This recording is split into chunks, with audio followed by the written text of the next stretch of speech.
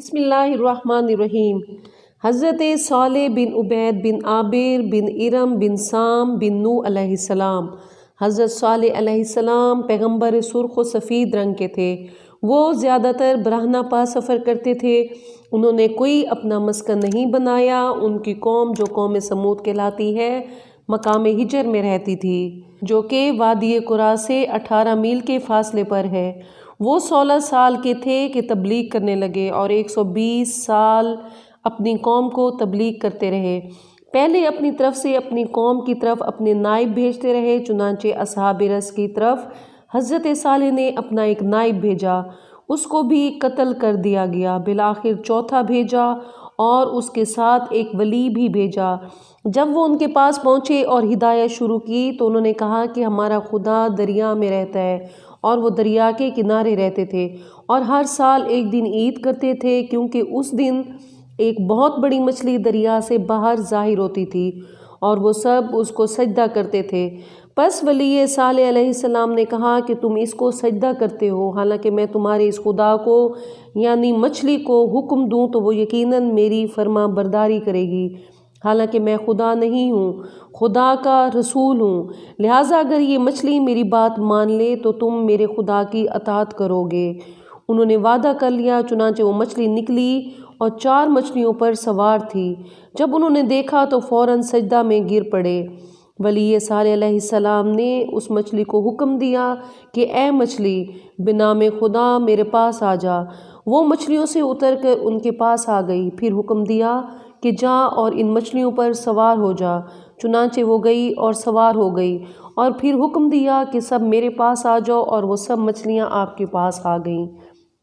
یہ تمام واقعہ اپنی آنکھوں سے اصحاب رس نے دیکھا، مگر پھر بھی ایمان نہ لائے اور ان کی تکذیب کرتے رہے۔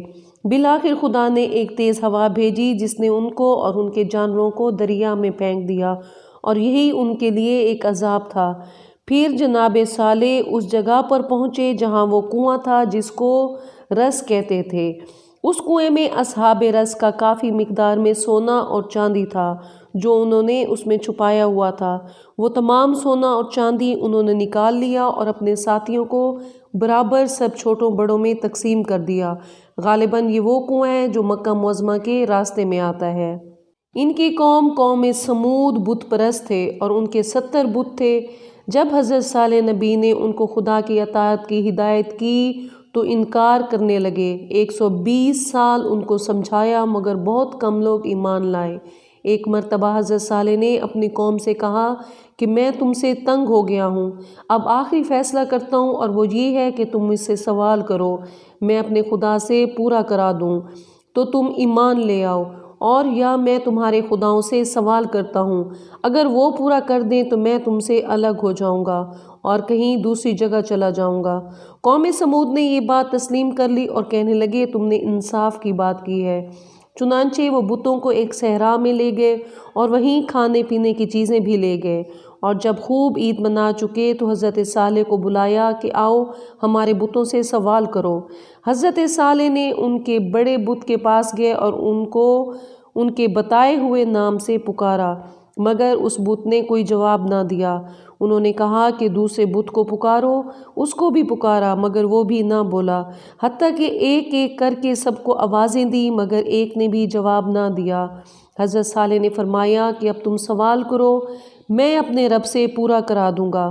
انہوں نے کہا کہ ہمیں مہلت دو، ہم کچھ عرصہ بعد تمہیں بلائیں گے، اس وقت ہمارے خداؤں سے سوال کرنا۔ چنانچہ انہوں نے بتوں کے سامنے فرش بچھائے، برتن رکھے اور ان بتوں کے سامنے خاک پر لوٹنے لگے اور کہا اے ہمارے خداؤ، ہمیں شرمندہ نہ کرو، صالح کو جواب ضرور دو۔ اس کے بعد جناب صالح کو بلایا اور کہا اب سوال کرو۔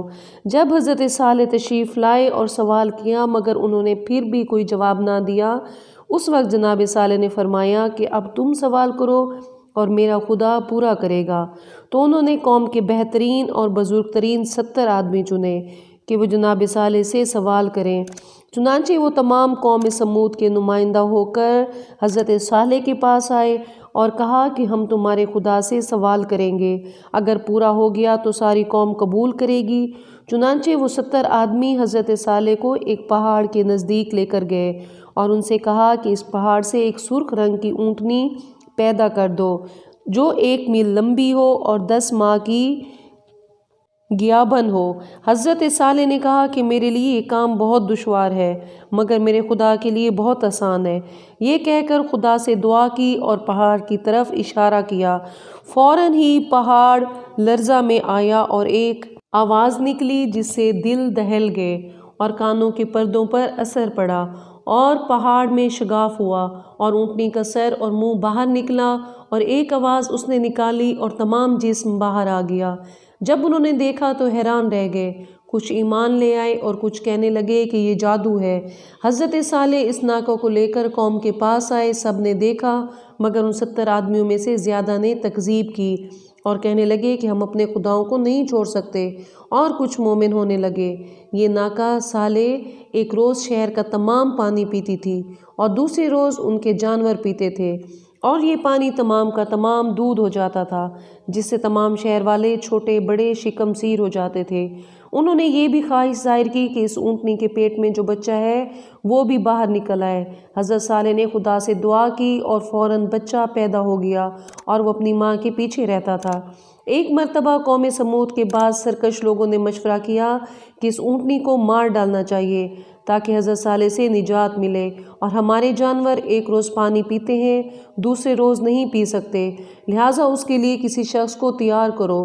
چنانچہ انہوں نے انعام مقرر کیا جو اس کو مار ڈالے۔ ایک شخص ان میں ولد الزنا تھا جس کا نام قدار تھا، سرخ رنگ سرخ بار والا اور آنکھیں گنجی تھیں۔ اس نے وعدہ کیا جب اونٹنی پانی پینے کے لیے گئی تو یہ بھی اس گھاٹ میں بیٹھ گیا، اور جب واپس آئی تو اس نے تلوار سے وار کیا اور وہ پہلو کے بل گر پڑی اور تڑپنے لگی۔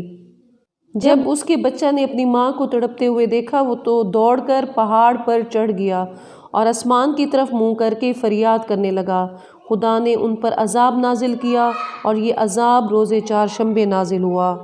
ان لوگوں نے اس کا گوشت ٹکڑے ٹکڑے کر کے کھا لیا۔ خداوند عالم نے فرمایا کہ 3 روز بعد ان پر عذاب آئے گا۔ چنانچہ وہ جب پہلی صبح کو اٹھے تو ان کے چہرے زرد تھے، دوسری صبح کو سرخ ہو گئے اور تیسری صبح کو سیاہ ہو گئے، اور پھر نصف شب میں ایک نعرے کی آواز آئی کہ جس سے کانوں کے پردے پھٹ گئے، دل ٹکڑے ٹکڑے ہو گئے اور جگر پارا پارا ہو گئے، اور جب صبح ہوئی تو اپنے گھروں میں مردہ پڑے تھے۔ پھر خدا نے آسمان سے ایک آگ بھیجی، اس نے جلا کر خاکستر کر دیا اور وہ سب راکھ کا ڈھیر بن گئے۔ حضرت صالح اپنے ساتھیوں کو لے کر مکہ چلے گئے اور وہیں رہے۔ ان کی قبر نجف اشرف میں ہے یا بقول کعبہ کے غرب میں ہے۔ ہماری اگلی ویڈیو تک خدا اور امام زمانہ آپ کا اور ہمارا حامی و ناصر ہو۔